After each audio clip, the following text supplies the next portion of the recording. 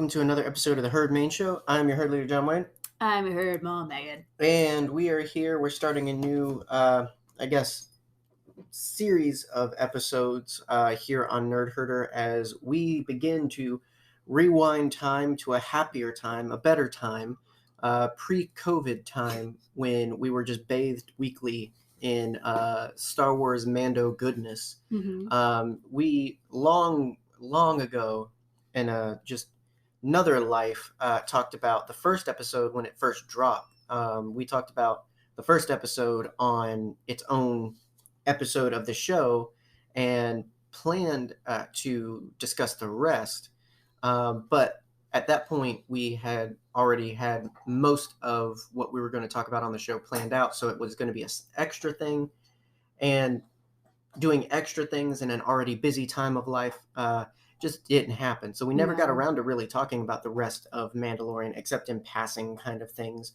And so we wanted to go back in the closest proximity to the premiere of season 2 that we could. We assumed that, beginning of October, Mandalorian season 2 was going to drop. And so we figured we'd take this month, the rest of September, to talk about the Mandalorian season 1. Yeah.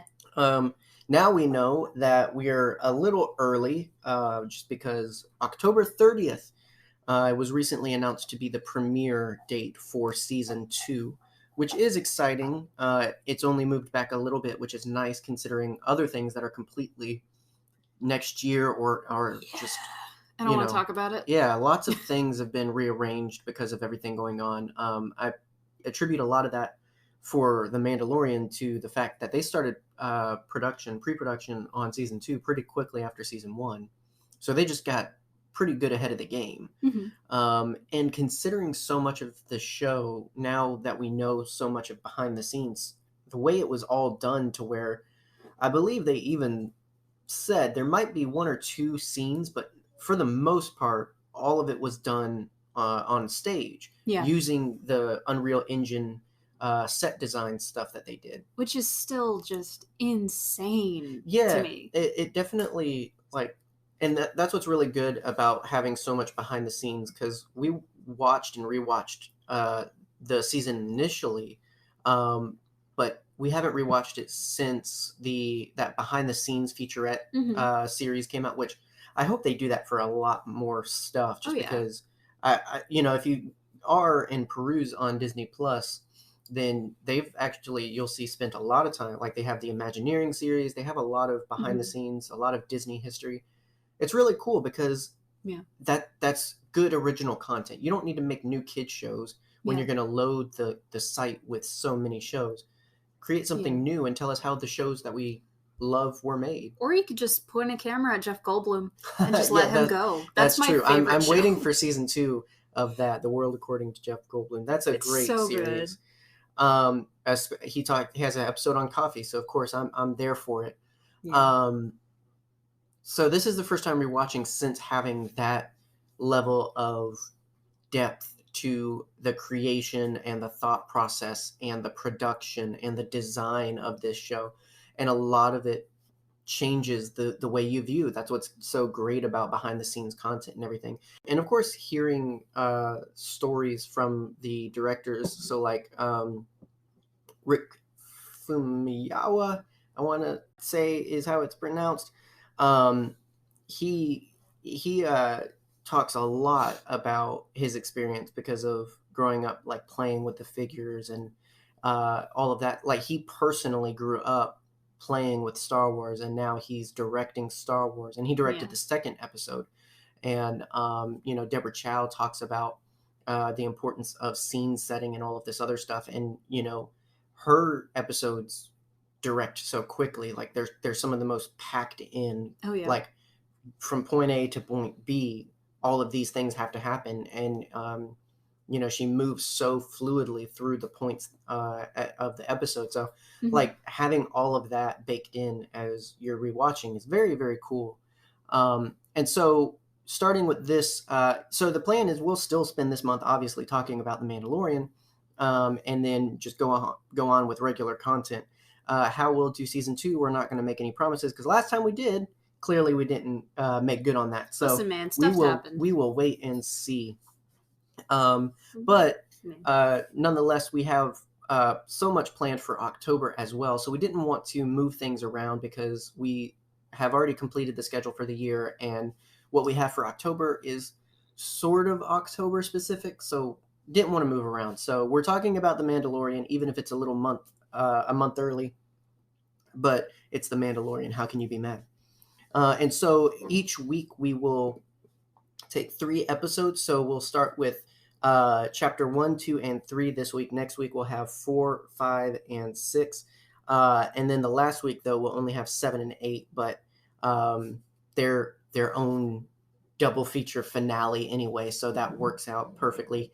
And then possibly have sort of an end of season recap at the end of the month. But nonetheless, it's Mando month for Nerd Herder. And so we welcome you to the madness and to the fun. And as always, you can let us know things that meant the most to you, stood out to you, things you love. Yeah. We're friends with a lot of people that really like episode 4 or chapter 4 that we'll talk about next week. So if you're one of those fans, or if you just have a particular episode, particular scene, let us know. We'd love to talk about it. But for the most part, we'll go off of what stood out and meant a lot to us, not necessarily recaps entirely. It's mostly just like, how about this?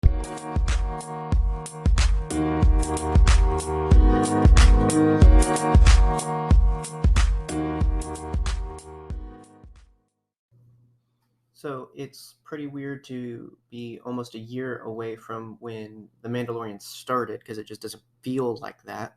Gosh, no. But pretty soon it will be a year since November 12th and since the beginning of this show. And it's really interesting to be able to go back and see it. And like I said in the beginning, with new perspective because of the behind the scenes stuff, but also just be able to kind of rewind in general back to a time when it was just like weekly looking forward to Star Wars like that. And so I'm almost glad it's going to be premiering near November again, just because then that means, they haven't even really given details in the terms of the number of episodes. If it's 8, then it'll start the last week of October and run November into nearly Christmas, which is nice because, that gets to be a Star Wars to look forward to during that time. And Lord knows we're going to need Star Wars during November this year. So, and even though we're book readers and comic readers and we have other outlets of Star Wars, like having that seasonal Star Wars, it is nice. It is really kind of uplifting. It's motivating, even more so when it's a weekly thing. It's really nice to be able to go, you have this thing that gets you through the week and whatnot. And it was really bold of them to choose to do it that way on a streaming service, given the general approach to streaming is dump it all and let them just go. So I really hope they keep that in this, because it gave you so much time to question what was going on, because there's so much episode to episode that's introduced and you're like, oh, it's going to happen this way. And it doesn't. And pretty quickly, I'd say it kind of blew expectations out for me in terms of what I saw as the line of story. And it seemed like every chapter kind of was just further adding to that of, hey, we're not what you think. Yeah, I think there was a lot of expectations, coming from that panel at Star Wars Celebration last year, where we watch the panel, they're talking about a new show nothing, and then all of a sudden, they show something goes black. Yeah, they show something to them. Exactly, but it was on Reddit hours later. Not even then. It was like 20 minutes later. I was on Reddit and I scrolled by it and I was like, wait a minute. It was that way. It was like that afternoon, because I remember I was off doing something else somewhere in the huge area of Celebration, and you were like sat down somewhere for a break, and by the time I came back you were like, did you see it? Because of course I watched it without you. Oh, of course. I mean, I completely understand. You couldn't wait. It's one of those things, like, you don't know when it'll be taken down. Star Wars, as far as I know, it never was. I don't think so. I think they were okay with it not being taken down. It's the Yeah. same thing of oops, Deadpool trailer or test Uh-oh. footage leak. Oh, Now yeah. he's got a movie, soon to be trilogy. So it's like Yeah. they liked the press, I'm sure. It's testing the waters is a big thing when it comes to big franchises like that. Yeah. Well, and if anything, it's set up because the trailer shows a lot of what you'd come to expect about a show about a Mandalorian bounty hunter. And Mhm. in episode 1, you see a lot of that. But I would say it only lasts for episode 1. I'm going to keep saying episode. I know it's chapter, but Yeah. my brain thinks in episodes, not chapters, when talking about shows. So just Yeah. forgive me if It's like that's a when thing. when I call a section of a game a level Right. instead of a chapter or something like that. I don't know what else you'd call it other than a level. Yeah. Yeah. There's people who call it like quests for different things, but I grew up playing like Mario and Nintendo games where every different section of a game is a level, Yeah, or a board. It's just meh. And yeah. So with the first episode, it's the most bounty hunting that we get, mm-hmm. and of course, there's the big reveal that took everybody by surprise at the end. I don't know if they just wanted to get there fast because they didn't know how much longer they could keep the Baby Yoda thing together. Yeah. Because already keeping it until the literal premiere was actually pretty huge. Oh yeah, like it was stunning to everyone. I think, which is the first time I think Star Wars or a lot of creators or franchises have been able to do something like that. Like Marvel mostly with end credits because that's a throwaway. Yeah. Of course, you're not emphasizing, like you're not booking a soundstage for weeks for this little thing. You're not doing there's not a trail for people to follow that hunt for those sorts of leads. So in credit scenes are, I would say, pretty easy to sneak up on people because they're small. But for something that's going to be fundamental to the entire show, like Baby Yoda, a whole character, a whole design, a whole trademark, all of that, to keep it under wraps until it's revealed, like that was pretty impressive. Yeah, I remember the minute we saw like the ears in the Oh cradle. yeah, well, that was like, wait, what? Even that's a huge like, oh my gosh, like is that what? Yeah, are is they that really? Who we think? And I think that set up a lot of the expectations because that was the first bold. I don't want to say misstep because that makes it sound wrong, but the first sidestep of expectation. Oh yeah, was big time. Okay, so that's the package. That's a Yoda. Like yeah, all of a sudden, like your whole thinking is rebooted of what is this going to be? What is he going to do? What does this play out like? I think a lot of us were expecting like, oh, it's 50 years old. Is it going to be like Boba? Is it going to be a character that we know? And then all of a sudden, the Baby Yoda. Yeah, well, I had figured with that description that it was going to be who we eventually found out to be Moff Gideon. I thought that it was two like combating Imperials, and basically this guy was like trying to sneak in a bounty hunter to assassinate or capture this guy to be able to be the Imperial of the sector. Like I thought it was going to be something more akin to that, just because we see the client. We still don't have a name for him, which is interesting. No. We see him with a few raggedy stormtroopers, but in the end, we see Gideon. He's got a full troop. So I'm like, oh yeah, it would make sense. This little man on the totem pole has to hire a Mando, a bounty hunter, an assassin, to be able to do this. So, I was clearly going a completely different direction because I was thinking it was going to be that, like this Imperial versus Imperial remnant, and the Mando was kind of caught in between, and it was going to be a matter of, do you just let them have at it or do you step in? And yeah, obviously that didn't happen. Oh yeah.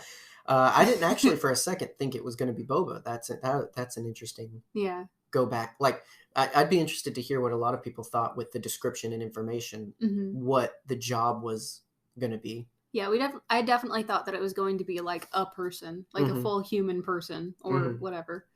There's some really good lines that set up characters in this, world. Yeah, like throughout, and especially in episode 2, I'm going to talk about that because there's a lot of seed sowing with dialogue and stuff like that. Because you have the line in the beginning of "I can bring you in warm or I can bring you in cold." That really sets up.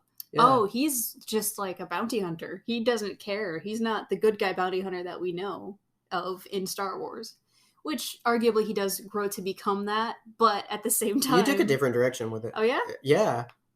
Really? I'm not wrong. That I literally, as you said it, I thought of what I thought you were going to say, and it wasn't what you said. What did you think I was going to say? Which is why it's always important, kids, hear out the entire opinion. I honestly, when I heard that line, I thought he was just like bull. Like I thought he was just because of what we know of his adventures later on and the trouble he has. Not that he's not capable, but he has bad days, which is a unique thing of Mando's character being such a cool, idolized kind of figure. He's Mandalorian, he's bounty hunter, of course they have to be perfect. So to have one that messes up and has trouble and gets screwed over by Jawas, for goodness sake. So I interpreted that line as he's just trying to scare this guy into just... Yeah, I really don't want to do this, so I'm just going to give you this line that I use on everyone. But when you said that, though, I flashed forward to the end where he's given the choice of warm or cold, alive or dead. How is he going to handle this? Yeah.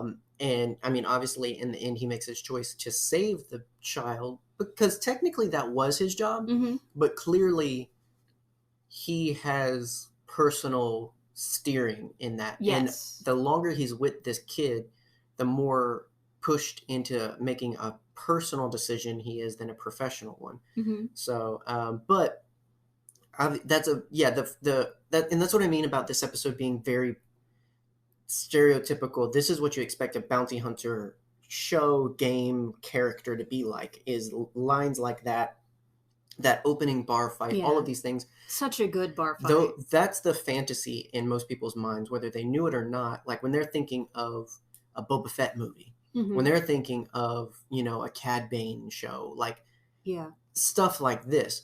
It gives you everything you expect and want up front, and then surprises you with the dessert. And then it just keeps bringing more and more dessert you didn't order. So I have so much cake. What am I going to do with all this cake? So, but a really good way to set up, he's a bounty hunter. He is what you expect a bounty hunter to be. He cares about the business and reputation, because as soon as he gets done with one, he's like, okay, the next job. So he's like addicted to the work. He has to stay busy.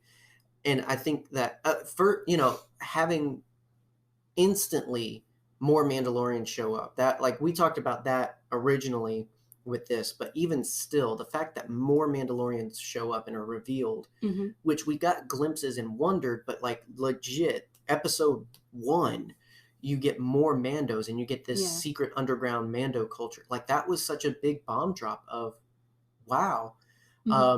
Even some hints of his past with the Clone Wars, like the flashbacks when he's with the armorer, stuff that I did not expect to see in episode 1 were starting to peek through.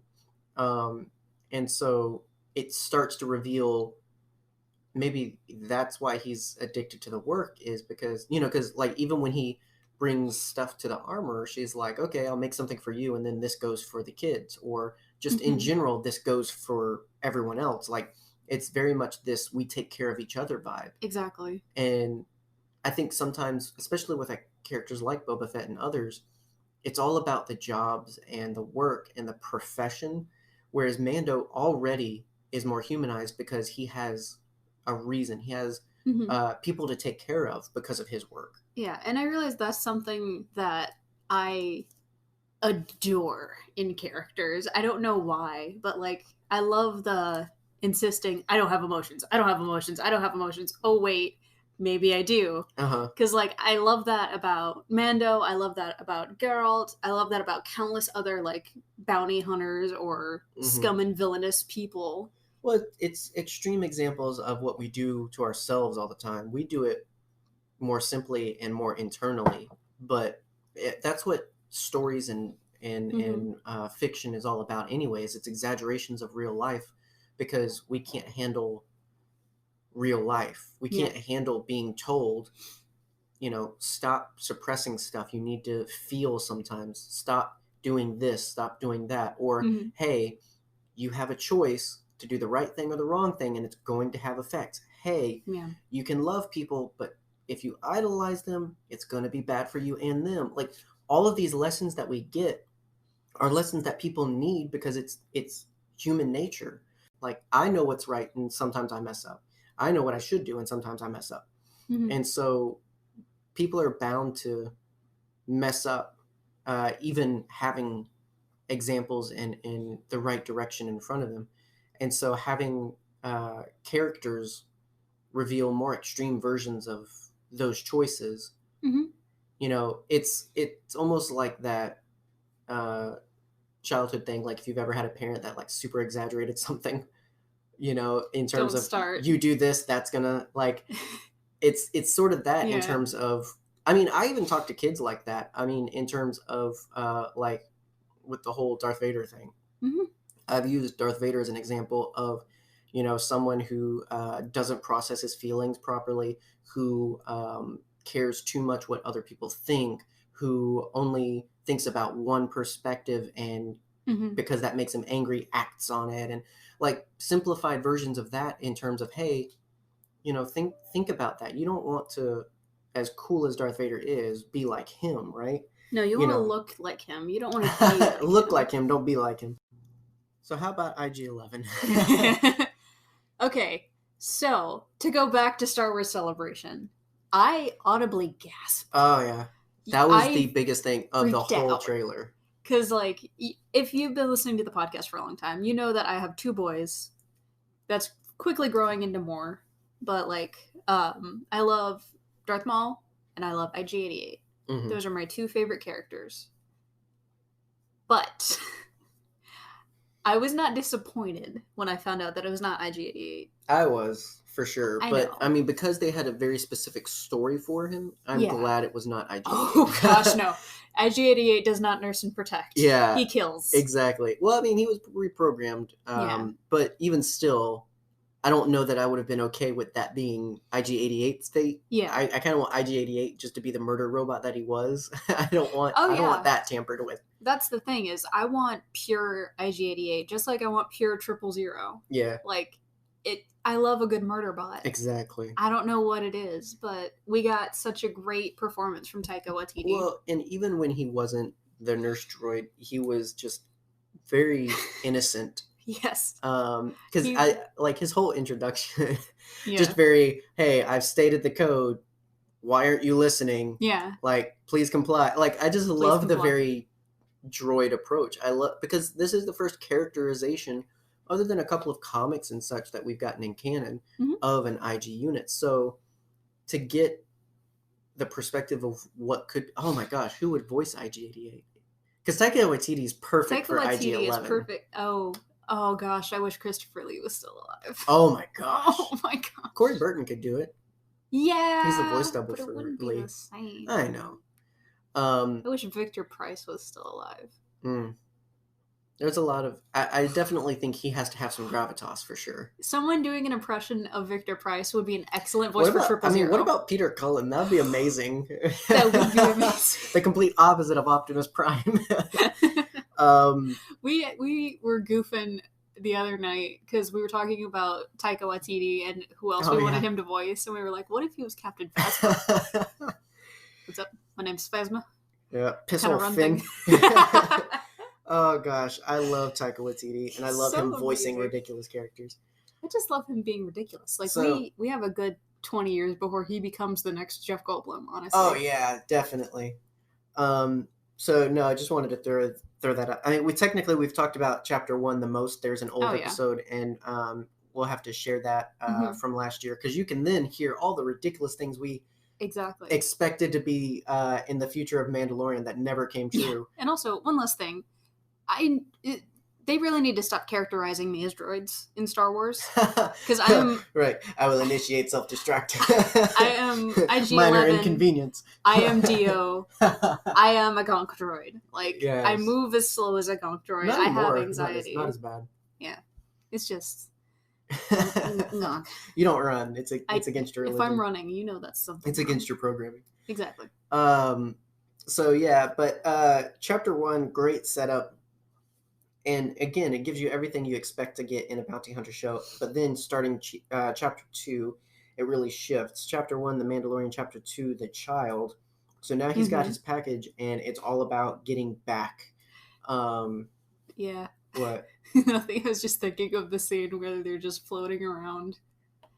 I mean, the child floating behind him while he's walking through the canyon. A lot of floating. Because I don't know what happened to his blurg or whatnot, but once he's got the kid, he's walking back, basically. I think the blurg ran off. Maybe. But also, he had to go through the canyon. Maybe the blurg didn't make it back? Maybe. Or maybe so he's tailed by Trandoshans, so maybe they snuck up, released it, and then, lure, because they might have scouted and seen, because Trandoshans are hunters, they would have been able to be like, okay, more than likely he's going to come this way. It's going to bottleneck him. You and I, we could take him. As long as he doesn't get his rifle. Because that's the opening of this whole thing, is it shows off that rifle. That was another fantastic thing that subverted the expectations. Yes. Because he used it in the very holiday special way in the beginning of chapter 1 when he zaps the, I don't remember under either. Ice mole thingy. Yeah. It basically works like a taser, which is very traditional because it's based on the rifle Boba Fett used. And then we get context to the line, no disintegration. Yeah. So if Boba Fett did in fact use one of those, which I would be okay with. Honestly, yeah. Because, I mean, give me a canon explanation for the freaking holiday special, please. If while you're at it, go to Instagram, follow Wasted Fett. He makes Boba Fett armor, and we met him. He actually, we met him because at his booth at Celebration, he had a life-size IG-88. Yep. And so that made us stop, of course, and interact. But he has every version of Boba Fett's armor you can imagine, including the holiday special. And if you don't think that could look good on screen, you're lying to yourself. So check it out on Instagram, because the Kenner version that he has would look good on screen. It looks great. So I would love a canon explanation for that being the reason he disintegrates. But it just straight up, just absolutely disintegrates. It's kind of brutal. I mean, we've seen plenty of people shot in Star Wars. We've even seen people sliced up a little bit, but just poof. That's pretty serious. And then we see several Jawas get blasted when he gets back and finds his ship getting taken apart. Yeah, the effect that they use for the disintegrations is also really good. Mm-hmm. It looks very classic sci-fi, and I like that. Yeah. And this is where, again, so intro, jumped and taken out a couple of Trandoshans, a little bit more of, he's still the cool guy and everything. But immediately once the Jawas start stripping his ship is when all of his trouble starts, and you start to catch on of, not that he's unprofessional or bad, but it's just a matter of, it's a bad day at the office. Yeah, just all the time though. I'm trying to think of how to explain it. I'm thinking, because I guess we hold almost every bounty hunter to the light of Boba Fett, and even technically in canon that we don't have a lot to hold him up to. But given, and that's why we talked about Legends of the Fett family last week, was because in Legends there's a lot built into the Fett name that gives you reason to be scared and to think highly and honorably of them. And I think that's the scale we put every other bounty hunter to. And it's just this idea that they all have to be perfect, awesome, never failing, always escaping, always getting the guy kind of characters. So this kind of just showing that, and I think most of it comes from maybe creating him flawed in this way as a bounty hunter, because that's not he's not a bounty hunter. He's a Mandalorian. He bounty hunts. Exactly. So whereas he's he's a mostly honorable person, except when you steal stuff from him. But to be fair, I'm a mostly honorable person until you steal stuff from me too. I just don't have the capability of disintegration. Yeah, you almost stab me with a fork when I steal your fries. Well, when I tell you to get your own and you don't. But yeah, I just almost see this as a characterization of that, in that he's not a good bounty hunter because he's not a bounty hunter. He's a Mandalorian first who bounty hunts. And I could be completely off, and it could just be for, hey, we just didn't want him to be perfect. And that's perfectly fine too. But like, I kind of choose to see it in terms of him being more of who, like, because even when you look at the armorer scenes, that I'll go ahead and jump to. I know that's in chapter 3, but in chapter 1, same thing. He has flashbacks, and I think it's really an interesting like choice to do flashbacks during the forging scene, because I think the relation of that of he's been forged by these experiences. This is why he's a Mandalorian. This is why he walks the way that he walks, and everything. None of that has to do with being a cool, good, take no nonsense bounty hunter. It's just the life that he's had to live because of the circumstances of Mandalorians. Yeah. So it's really just that's his title, that's his circumstance, but that's not him. He is a Mandalorian. And so I think that's where a lot of his trouble comes from, is like, you know, I just don't think that he's got a lot of the same experiences or qualities that characters like maybe Cad Bane or Boba Fett do, that forced them to be good at their jobs like that. Yeah. Because they had very different experiences, I think. Given what we know about when he would have probably become a Mandalorian, adopted into that culture, not a lot of Mando stuff going on. If you weren't part of the Imperial Mandalorians, you didn't get to do much. Yeah, because this was post-Siege. It was during Siege. Who knows? That's the thing. All we know is there's droids that are evident of Clone Wars. Yeah. All we know is there's a Death Watch. It had to do somewhere towards the end of the Clone Wars, more than likely, because just in general, for the Death Watch or the Mandalorians to be out and about, they probably weren't taken by Maul yet, or didn't have that like earth-shattering civil war yet. What it makes me think is that this is during the time of Maul doing his criminal empire thing, hiring thugs to be like, hey, I'm causing crimes, and then Death Watch coming in and helping or doing stuff like that, because fighting droids doesn't really seem like something that Death Watch would do, honestly. True. I mean, and that's the thing, is we still don't know a lot. I mean, I tweeted about it earlier, in that I don't know why it never hit me before, but like, we just accept that scene of him getting adopted and taken by the Mandalorians, and it's just like, wait, surprise, what do we know about this guy? Like, is that the guy? Is that his adopted dad? Is that his Jaster Muriel? It, like, what more is there to that story? And I really hope we get more of his backstory because of that. Oh, heck yeah. Because those are some interesting answers that go into the whole idea of what forged him to be who he is. I don't think he was forged to be, A+ bounty hunter. I think that's why he just has a hard time. And what's interesting is just seeing him operate on emotion and instinct there, of just, he's just ticked off about these Jawas, and he's not even thinking about, and that goes to show he's not a good bounty hunter. No. You know why? Because he ran off on his prize because these guys stole from his ship. Like, you literally got the freaking baby chasing after you in the little pot. Like, who knows what number of issues could have happened? Who knows what could have happened to that baby? Yeah. So, like, he's already bad bounty hunter because he left his prize. All right. Bad bounty hunter because he can't even take out some Jawas, which, to be fair, they did outnumber him, but even still, there's probably a smarter way to have done what he did. And they have tasers. Like, just thing after thing of just, dude. Yeah. Just take a minute. So. And honestly, it poses the question in this episode: what would you do for a Cadbury cream egg? True. So it reintroduces Kuil because basically he needs help. Which, if you see, like Kuil tends to add the most human qualities to the Mando. In the first one, he teaches him how to calmly approach his riding beast, the blurg, and like how to calmly approach situations. And here again, it's the same thing of, and it's also just in general a different perspective because Mando's like, oh, they destroyed my ship, and it's like stripped, not destroyed. Perspective. It's really interesting. Kuil in general is a really interesting little character. I really enjoy everything they did with him as the sort of sage character for the Mando.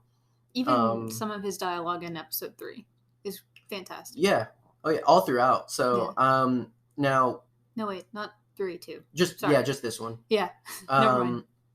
And yeah, so in order, like, he has to appease the Jawas with suka, and yeah. What do you think that tastes like? Nothing good. Like a Cadbury cream egg. Well, and it's interesting the imagery that people have pointed out of the egg getting sliced open and just ravaged. And the idea of the little pod that the baby roams around in looks like an egg. And is he really gonna, like, I'm not, again, it's one of those things people have interpreted I really thought was really, really cool. Not to say that that's what they intended with that. Maybe that's too much, too deep. I don't know. But I like to think that's where some of the stuff began with him of, is that what delivering a job is always like? I mean, literally, we've seen him deliver job after job. Like, he unloaded a half dozen or so carbonite guys that he went out and poached. But it's just like, I wonder if he's ever questioned, because he does everything he does for the the clan, like or covert or whatever he called it in chapter 3. Like, he does everything for his people. I think he's justified a lot to that point, but he's never had to, like, what's the baby done?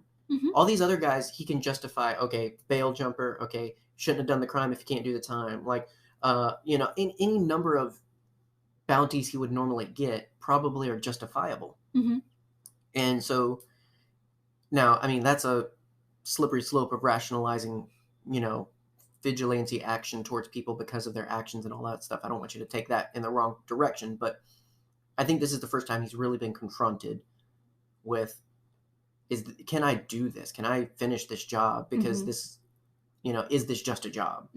And there's also just a lot of cute Baby Yoda in this episode. Oh yeah, it's fantastic. Yeah, well, that was the other thing with the behind the scenes is, obviously you could look and, oh, puppet, oh, CG, puppet, CG, but like even further than that, just the overall on-set interaction, actor to character. Yeah, everybody loved this baby, man. Even Werner Herzog loved the baby. So the bit in the behind the scenes thing where Pedro Pascal is doing the voiceover. He's got the little pillow. And he's got the pillow because he's meant to be holding Baby Yoda. It's just so Which we actually talked about in terms of, like, because I think this might have been, there's no clear definitive with what I've seen so far, but I really think this was a Darth Vader situation with the Mando, in terms of Pedro Pascal was the voice and was only in costume maybe for the direct scene where he's unhelmeted. Yeah. Which is fantastic. We'll talk about that when we get there. It's just interesting. I didn't regard it. Actually, a friend of mine pointed out, like, they didn't even need to really hire someone like Pedro. I mean, he's a nice name to attach to your show, but like, they could have gotten anybody because he never had to take his helmet off. He's also just really talented in general. Yeah, and that's not to downplay anybody's participation in it. It's no. I found myself thinking about that throughout, in terms of like when I was taking note of how many times he was being Western Mando versus fighting Mando. Yeah. Like, there's so much of it that really, did he ever need to be Pedro? Yeah. It's one of those things, like we've talked about multiple times just us as people, the alien scenes in the first Alien movie. You see it like, I don't know, a handful of times. And it's always dark. You can't really see the alien. But the person behind that mask is so talented because they get to, characterize this creature that is terrifying. I don't know if it's the same kind of thing, but... Well, no, I mean, it's like the physical acting of it is a major play. It's huge to the whole setup and swag of the Mando. So and that's why it all makes sense to why, no, we need someone who can really kick butt and is used to fighting. No, we need somebody that can pull off that Western swag. Like, why teach Pedro that when really you need to see him once and you need to hear him all the time? When, and that's what I say, it's a very Darth Vader situation where David Prowse is just as much Darth Vader as James Earl Jones is. And there's a lot of acting going on behind the mask. Like, maybe not with the face, but body language is incredibly important, as Ursula has said. Right. Well, that's why they hired Brendan Wayne. That's why they got someone who could do, like, this is a Western in space. We need him to look like a cowboy. Like, it just works better to give it to somebody who's done that for a career. He looked like a cowboy. Yeah, he looked like a cowboy. So the last chapter we'll talk about is chapter 3, The Sin, which is pretty straightforward. He delivers finally after all of his troubles the kid, the baby, and pretty immediately has a moral conflict and turns around. And there's the great scene in the very beginning where he delivers the baby. And it's just like a moment of, oh my gosh, it's real. There it is, between the cloner guy and the client. They're very happy about the baby. Which all of us were, honestly. Yeah, that whole thing is just like, ugh. Like, just, everything they did to show the baby's emotion as he was taken away. Like, oh my gosh. They did so much. Even when, something I noticed this time I didn't the first was when they show up and the door opens and the stormtroopers come out. Even then, his ears drop, like he recognizes the stormtroopers. And that was, that's from the get-go, they pack in a lot of feel for this moment that has only been building up for an episode. Yeah, and we mentioned to each other all the time while watching The Mandalorian, it's the exact same baby noise that Baby Yoda makes. You pointed out. Yeah, because it's just neat. Because Disney reuses assets all the time. It's the exact same baby noise. Well, it's not just Disney. It's used a lot. It's in the can for a lot of on-screen babies. Noise. Yeah. It's the baby noise from Tarzan. I think it's attributed to Tarzan, but it might have even been before that. Exactly. But back. Most recognized, I think, for us from Tarzan. Oh, yeah. Go back and watch the scene from Tarzan right after Two Worlds when she finds the baby. Yeah. This is like, Yeah, that's especially that one where, like, she first, like, picks him up. Yeah. And it's just that first, like, what? Yeah. There's very specific ones for sure. Because for the most part, he's pretty quiet, but every now and then there's the very energetic ones. We have my favorite Baby Yoda in Chapter 2 where he's eating the frog. Yeah. To the point where I have... a little figure. We have 5 Baby Yodas. So far, yes. So far. Are we okay? Yeah, we just like Baby Yoda. No, 6. With the hooded blanket that you got me. So they really convey a lot with this whole exchange, which is important because this is what we're basing the whole rest of the season's actions on, apparently. Because as soon as Chapter 3, we have Mando pulling a moral shift. Like, and this is what I'm talking about. When I didn't expect this soon. I thought that he was going to work for the client for a while and slowly get his armor. But I mean, 10 minutes in, he's looking shiny. Just dang. Yeah. I love the way the full armor looks. It looks good. It's so shiny, but it's not silver. It's not reflective. It's a dull gray, which is nice because it's not shiny like Jango's silver armor. It's reflective, I guess. I don't know words for this sort of beauty. It's stainless steel. It looks like our fridge. I guess. it's so good. It Yeah. looks so good. So, and seeing him just fully uh like dressed in that, like I am interested because he's basically just got straight Beskar. Mm-hmm. I'm wondering if he will paint it or if he'll customize it at all, because Jango's, Boba's, and literally any of the other number of Mandalorians that show up at the end of this chapter have colored armor, but it's Beskar, obviously. So it's like, this is just straight Beskar that he ends up with. It'd be interesting to see if he does anything with it. I'm okay if he doesn't. I kind of hope he doesn't cover it in a single color, but like Yeah. some little here and there customization, maybe, I think would be pretty cool. Because I liked the look of his original stuff just for being so. This is a man of the land. Like, he's put his stuff together. He's scavenged to have what he has. I love the touch of like the shore trooper armor, the little stormtrooper like hand guards, like Mm-hmm. little things that meant so much and characterized him so much in terms of someone who's just striving to be as Mandalorian as he can. And here he is now with a fully clad armor set. Like, that's pretty, like, Mm-hmm. for him, that's got to feel good. All this work that he's been doing to be Mandalorian. Now, like, here he is, and I mean, so much so that the other Mandos are jealous in terms of like, how come Yeah. he gets stuff? He's hanging out with the Empire and he gets Beskar and all that. Like, well, first of all of y'all have Beskar already. Maybe help your boy out, because clearly the last time it would have been good when he was fighting the Mudhorn to have some Beskar. Yeah, obviously. um, And there's a very unintentionally funny scene when he gets the Beskar, where they bring out what I assume is called the Camtono, yeah, that's a Canton. and it's an ice cream maker. Let's just be real with that. Yeah. Where Finally, it's come back around. yeah, I made the joke of I have something for you. It's ice cream.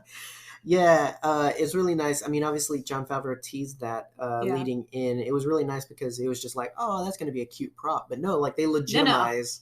It's this whole thing. Like, I don't even know if it's canon. I honestly don't know if it's canon. Maybe Will Hood will get his new canon story in the new From a Certain Point of View.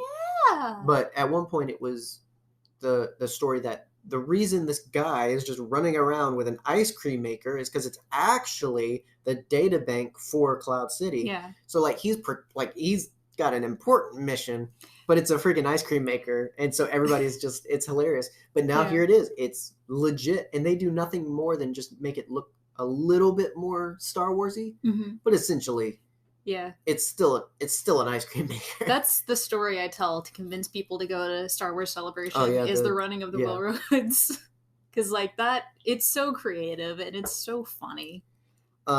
So he ends up getting his armor, and like I said, pretty quick. Like, again, I was taken aback by just how fast it moved. And Deborah Chow directed this one, and all of hers are big favorites of mine.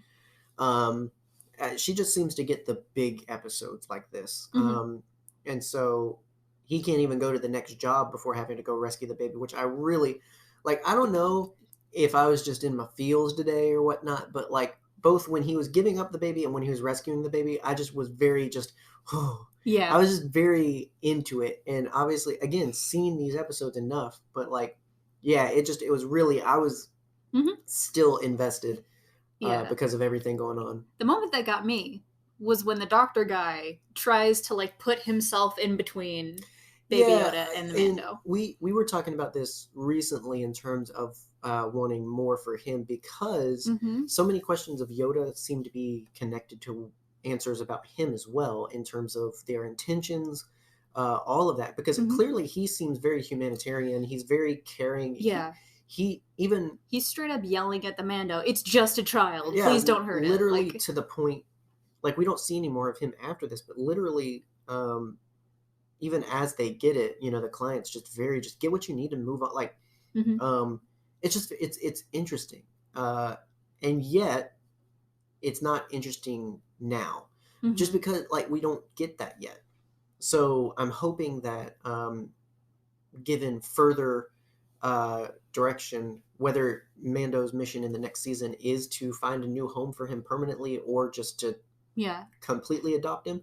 Clearly, he's going to have to learn more about this kid. And obviously, Gideon's now personally pissed off with Mando because not only did he not give up the baby, but he shot down his tie, killed his troops. Like, now that the Empire's definitely going to be hot on him. Oh, yeah. And speaking of shooting down, I think we get a setup and a payoff with Grief Karga, where he's showing off, like, I'm rich now. He pulls a block of Beskar out of a heart pocket, breast pocket is the word, and then puts it back, which I think made Mando like, it's okay to shoot him there later. Maybe.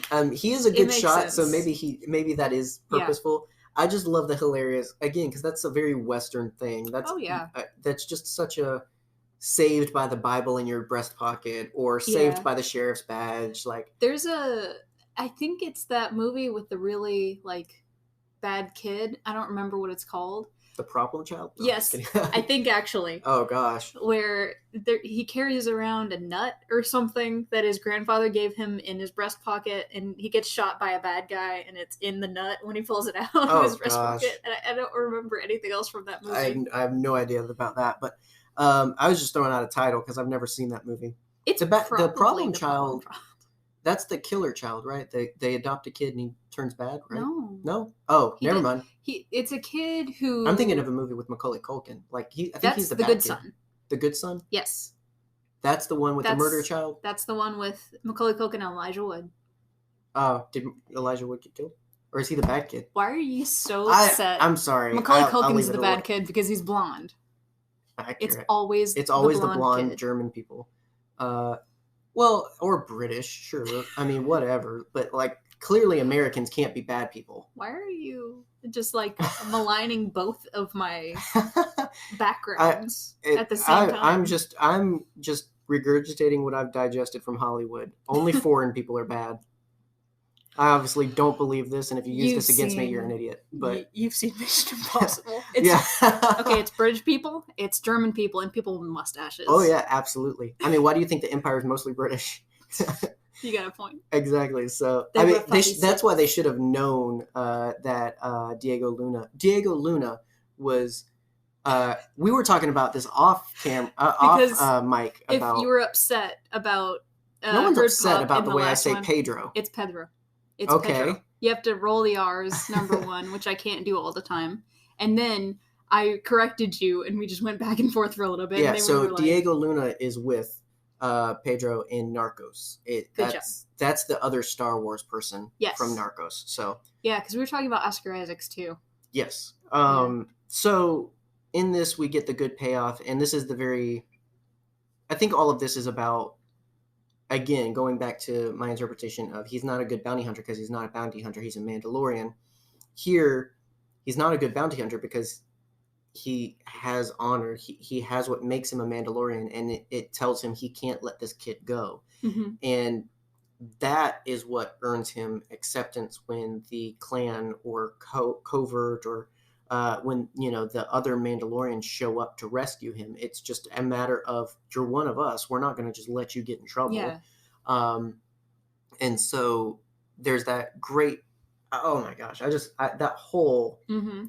This whole episode just moves at a very fast pace. It's constantly moving from one shootout to the other, between his rescue of the kid and all of the just close quarter stuff, to the full-on Western shootout, including the stagecoach, to then the very Star Warsy finale of all the jetpacks and proper Mandalorians showing up. We got so hyped when that first happened. Oh, yeah. I mean, even still, similarly to when he was exchanging with the child, like, that just like, oh gosh, that like the way they're working the facial expressions and just all of the music, like, it's just killing me. Same thing with this. When they show up, like, I just get so pumped up and energetic, because this is this kind of stuff, man. This is what makes you fall in love with characters that look like this, because they are just so cool.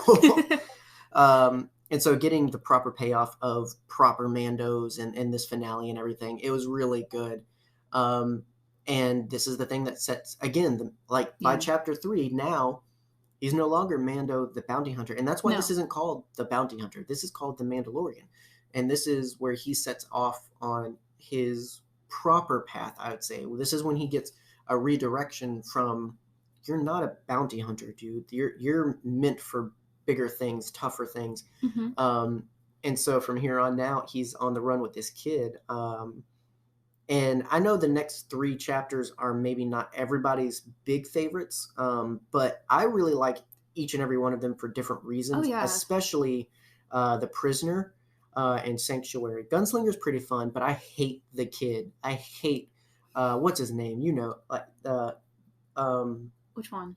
The little rookie guy that helps. You're going to summon Steel Wars. He does his job well. He does his job You're not well. meant to like him. I don't like him. Yeah. He's just so freaking annoying. So, but there's plenty more to like about that.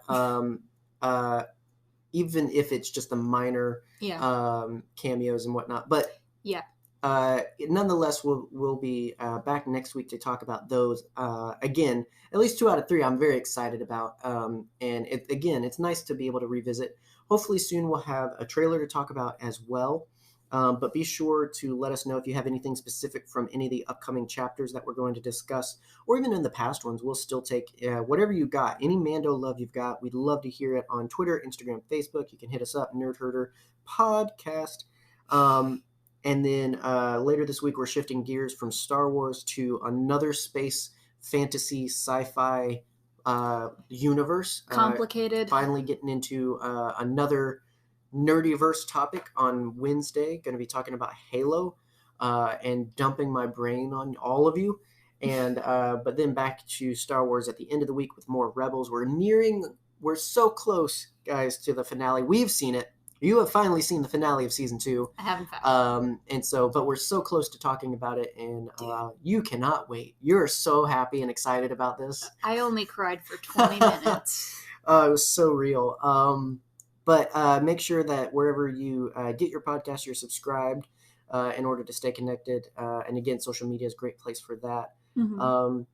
Thank you to our patrons who fund this madness for some reason. We appreciate you so much in your bad financial decisions. Jim, Rebecca, Doug, you guys are awesome. I love you. Yeah, we're very happy and excited to be revisiting Mandalorian and cannot wait for season 2. If you don't have anything good to say about season 1, or just you don't have anything you want to tell us about it, at least tell us what you're excited for and hope for season 2. That'll be interesting. We'd love to hear that. And cannot wait for the theories. Once the trailer drops, it's only a matter of time. So I have unfollowed so many people for oh, scoops. Yeah. Oh gosh. Like I'll be honest with you. So many rumors. I don't care. Yeah. If as long as I get Boba Fett, I'm okay. That's the only cameo I need in life. I need Tamora Morrison. I need him back in the helmet. Need him back in the house. I mean, in general, Tamora Morrison, if you're out there, just come visit. I just want to hang out. Can you be my dad? Tamora Morrison and Daniel Logan, come to the house. Come over for dinner. We'll have a Fett family dinner. Like, come on, it'll be great. We've already got one Boba, so why not have another? Just need to hear Yep. So, but we'll be back with more content and so much more in the future. But thank you guys for listening. Be sure to rate and share and all that good stuff if you really like it. If you don't, sorry.